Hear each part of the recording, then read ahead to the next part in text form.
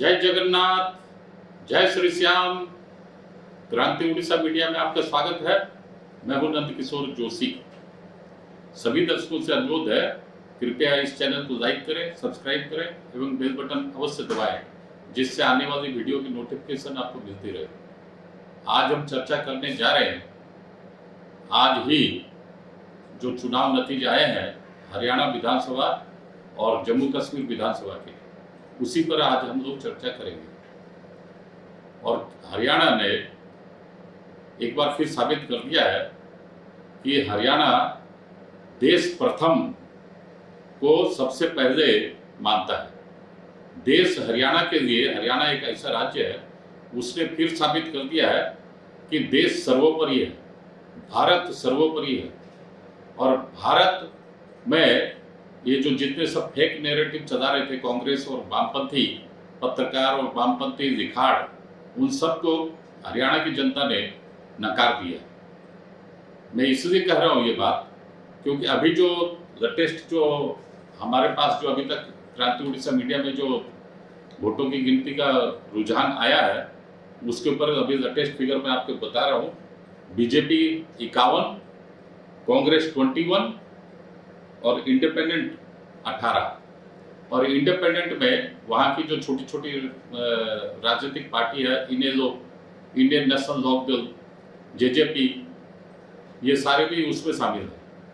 ये लोग सब मिलकर 18 में अभी तक लीडिंग पोजीशन में है, बीजेपी 51 में है और कांग्रेस 21 में है।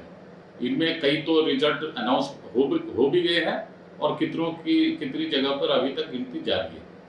फाइनल रिजल्ट मेरे ख्याल से घंटे 2 घंटे में आ जाएगा। मैंने अभी आपको अभी तक की जो हमारे पास जो रिपोर्ट आई है, उस हिसाब से मैंने आपके सामने काउंटिंग की फिगर रखी।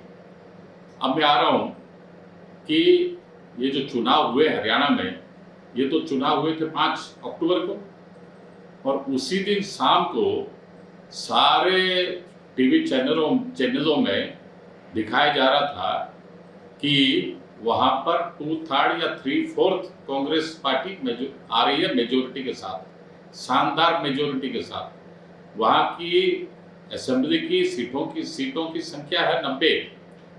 और सारे चैनल जिनमें सब एग्जिट पोल दिखाए जा रहे थे, कोई तो चैनल उसको 60 दिखा रहा था कांग्रेस के पेपर में, कोई 62, कोई 65, कोई 67, कोई 68, यहां तक भी दिखाए जा रहे थे। मतलब 2/3 या 70-72% तक कांग्रेस की बढ़त या कांग्रेस को जिता रहे थे सारे के सारे। और उसका ठीकरा सब बीजेपी के ऊपर फोड़ रहे थे कि वहां एंटी इनकम्बेंसी वोट लोग दे के आए हैं और बीजेपी की जबरदस्त हार है, कांग्रेस की जबरदस्त जीत है और कांग्रेस की सत्ता में वापसी होने जा रही है, इत्यादि इत्यादि। आप 5 तारीख को रात को जब सारे टीवी चैनलों ने एग्जिट पोल दिखाया हम लोगों को, तब हम लोगों ने देखा, लेकिन नतीजा है ठीक उल्टा। जो माने कांग्रेस को भारी जीत दिला रहे थे, वो कांग्रेस भारी हार की तरफ बढ़ रही है, और बीजेपी को जो भारी हार दिखा रहे थे, बीजेपी भारी जीत की ओर बढ़ रही है। इसलिए ठीक रिजल्ट, मतलब एग्जिट पोल और वास्तव में काउंटिंग की जो आया है अभी तक के जो नतीजे आए हैं, इसके ठीक उलट है। एग्जिट पोल और काउंटिंग ये दोनों ठीक उलट है। बहुत बार होता है ऐसा, ऐसा अभी हुआ, पहली बार ऐसी बात नहीं है। एग्जिट पोल अभी तक जितने बार भी हमारे देश में दिखाए जा रहे हैं पिछले करीब 35-40 सालों से, उसमें अधिकांश समय एग्जिट पोल लोकसभा चुनाव में या विधानसभा चुनाव में फेल हुए हैं। ये जो एग्जिट पोल वाली कॉन्सेप्ट हमारे देश में जो आई है, ये विदेशों से आई है, यूरोप से, अमेरिका से, और वहां भी एग्जिट पोल फेल हुए हैं और वहां एग्जिट पोल को अब दिखाना करीब करीब बंद हो गया है। लेकिन हमारे देश में चंद टीवी चैनल है, वो अपने स्वार्थ के लिए, पैसे कमाने के लिए आज भी, या टीआरपी बढ़ाने के लिए आज भी एग्जिट पोल दिखाते हैं। एनीहाउ, ये तो मैंने एग्जिट पोल के ऊपर बोला। और उसमें एक बड़ी मजेदार बात मैं आपको ये बताऊं कि एक महाशय है जिनका नाम है योगेंद्र यादव। ये योगेंद्र यादव राहुल गांधी के किचन कैबिनेट में है। राहुल गांधी के मुख्य सलाहकारों में एक है और राहुल गांधी के खासम खास है। उन्होंने वहां पर एक चुनावी सभा को हरियाणा में अभी चंद रोज पहले एक चुनावी सभा को संबोधित करते हुए बोला कि भाई हरियाणा में तो 3 बात का चर्चा जोरों पर है। 3 बात की चर्चा हरियाणा के चुनाव में। लोगों ने बोला क्या क्या है ये 3 बातें। ने पहली बात तो ये है कि कांग्रेस के सपोर्ट में, समर्थन में हवा चल रही है। लोगों ने फिर पूछा दूसरी बात क्या है, कांग्रेस के समर्थन में आंधी चल रही है। तीसरी बात क्या है कि कांग्रेस के समर्थन में सुनामी चल रही है। पहली बात बोले हवा, दूसरी में आंधी, तीसरे में सुनामी। लेकिन आज जब नतीजे आए इसके ठीक उलट, और कांग्रेस को सुनामी छोड़िए, आंधी छोड़िए, हवा विपरीत, कांग्रेस के विपरीत दिशा में बही है। पिछली बार जो विधानसभा ये जो 2019 से 24 के बीच में जो पिछली विधानसभा में वह 30+ सीटें थी कांग्रेस की, और अभी 21 सीट पर, अभी जो हमारे पास जो ताजा रुझान 21 सीट पर कांग्रेस है। हो सकता है 2-4-5 सीट और आ जाए, फाइनल रिजल्ट आने तक 25-26 भी पकड़ गई, तो भी तो पिछले बार के चुनाव के मुकाबले में 4-5 सीट कम ही पाएगी कांग्रेस पार्टी। अब ये मामला ऐसा है कि ये हरियाणा के इतिहास में, हरियाणा तो पंजाब से कटकर एक नया प्रदेश बना है, करीब पिछले 50-52 साल से बना प्रदेश, और उस हरियाणा में आज तक कोई जो 2 बार, केवल एक बार तो हुड्डा की सरकार रिपीट हुई थी और 2 बार बीजेपी की अभी सरकार रिपीट हुई है। अब जो चुनाव हुआ 2024 में बीजेपी की तीसरी बार मतलब सरकार रिपीट हुई है। मतलब हरियाणा के इतिहास में ये पहला चुनाव है जो तीसरी बार एक ही पार्टी की सरकार आती दिखाई दे रही है। और सारे बड़े बड़े पंडित, राजनीतिक पंडित बोल रहे थे कि हरियाणा में एंटी इनकम्बेंसी फैक्टर है, खट्टर लाल मनोहर ने डुबा दिया है बीजेपी को, और उनकी प्रशासन पे पकड़ नहीं थी।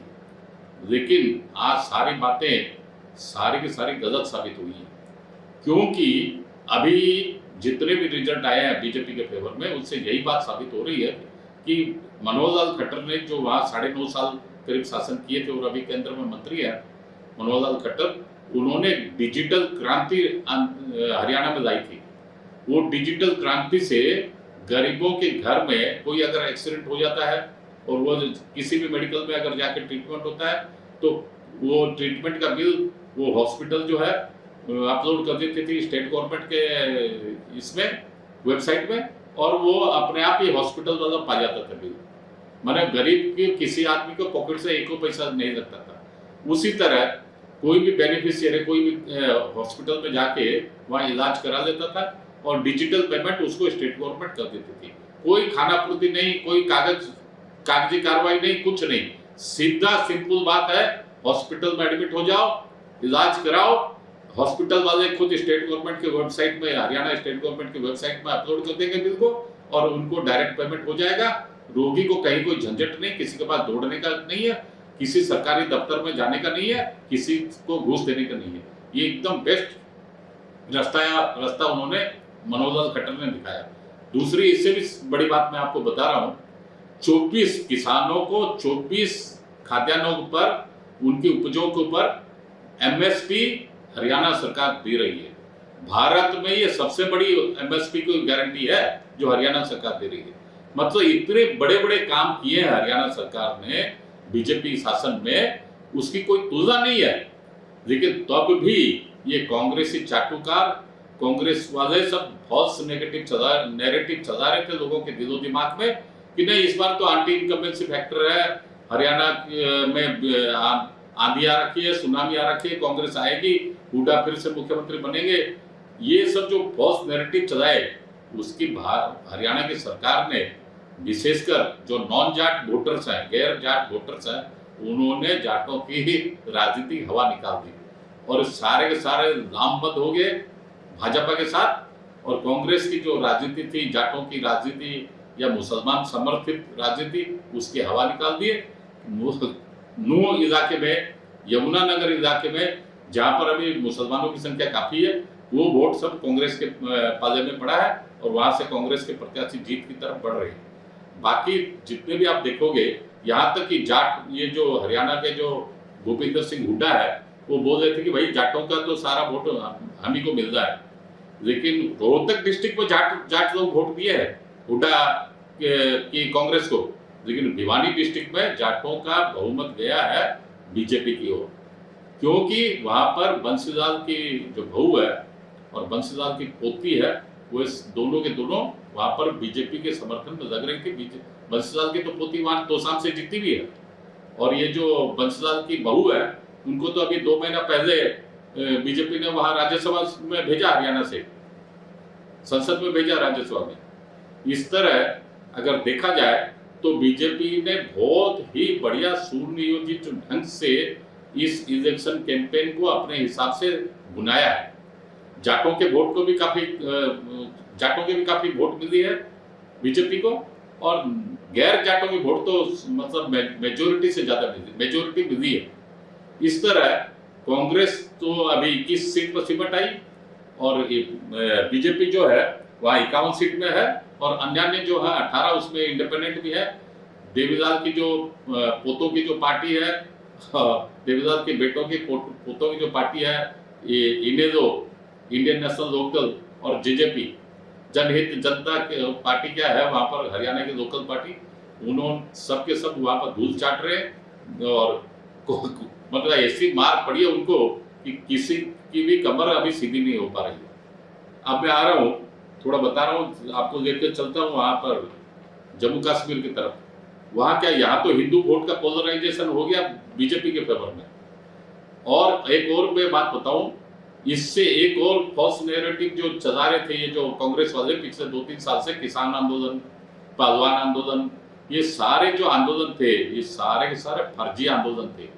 किसान फर्जी आंदोलन था, जिसको कि पंजाब से बहुत किसानों के नाम पे गुंडे बदमाश और ये आपके जो है ना, ये जो किसान आंदोलन के नाम से वहां आड़ती आंदोलन एक्चुअली चला रहे थे, और खालिस्तानी गुंडे थे जो अभी करीब 6 महीना 8 महीना से सिंघू बॉर्डर पर बैठे हुए हैं, वो सारे के सारे खालिस्तानी गुंडे। और जैसे ही अगर कांग्रेस की सरकार अगर आ जाती हरियाणा में, वो सबको सिंघू बॉर्डर खोल देती और सारे के सारे दिल्ली के ऊपर धावा बोल देते और परेशान कर देते भारत सरकार को, केंद्र सरकार को। लेकिन ईश्वर का आशीर्वाद मिला भाजपा को, भारत की जनता विशेषकर हरियाणा की जनता का आशीर्वाद मिला, इसलिए वहां भाजपा की सरकार आई, और कांग्रेस का जो सपना था देश तोड़ने का या देशद्रोह का, वो सारा का सारा चकनाचूर हुआ।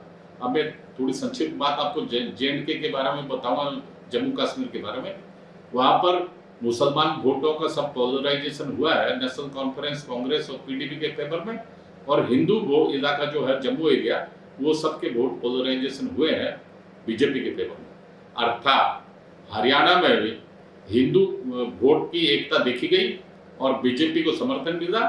कांग्रेस को हरियाणा के मुसलमानों ने सपोर्ट किया और जाटों ने भी सपोर्ट किया।